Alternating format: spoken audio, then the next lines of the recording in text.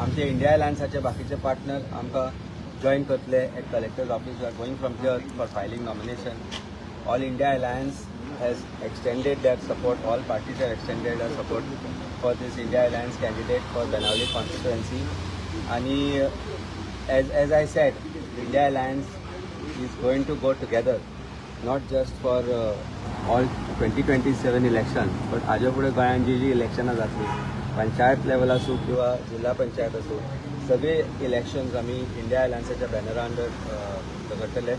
We are going to fight these elections as one team, and I think that is the aspiration of people of Goa. India अलायन्साचो जो module आख्खे देशभर successful जाला.